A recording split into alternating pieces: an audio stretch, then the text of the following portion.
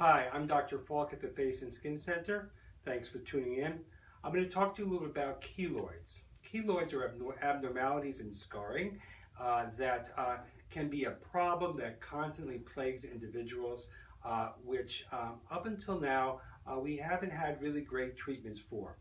I'm going to talk to you about some new innovations that we're doing here, which do offer some help to those people who are struggling with this difficult condition. So keloids are problems in wound healing that result in a scar almost acting like a tumor. And these scars can exist in different areas, but very commonly we may see them on the ear or the end of an earlobe.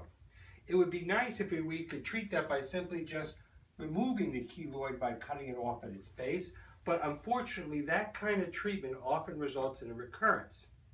Additionally, many other treatments that we use have been just moderately successful. Things that we have learned is that perhaps we can inject into the keloid medications or drugs that reduce their size. So oftentimes we will use steroids and other types of chemotherapeutics.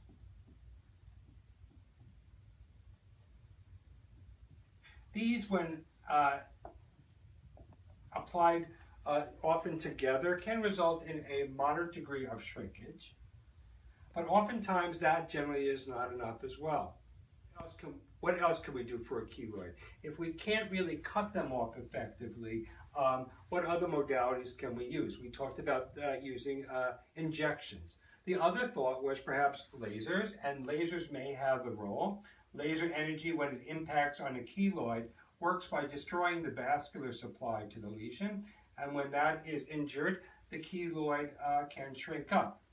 It's my experience, though, that lasers as a primary therapy doesn't seem to have a sustained or very vigorous response. And so oftentimes I may use a laser, but not usually as a primary mode. Another alternative to lasers is perhaps some other approach to destroy tissue, and the main one that we're talking about is cryotherapy. So cryotherapy uses liquid nitrogen to freeze the lesion.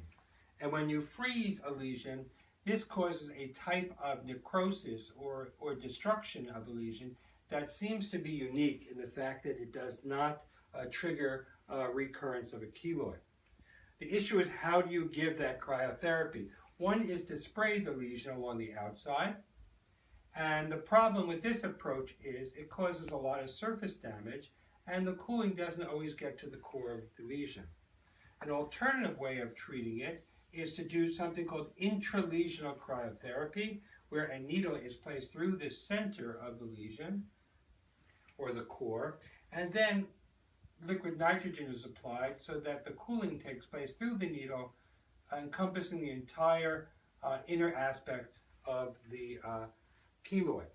When you do this, we get a more thorough and complete freezing of the lesion, and we get the cryotherapy where we want it, at the center.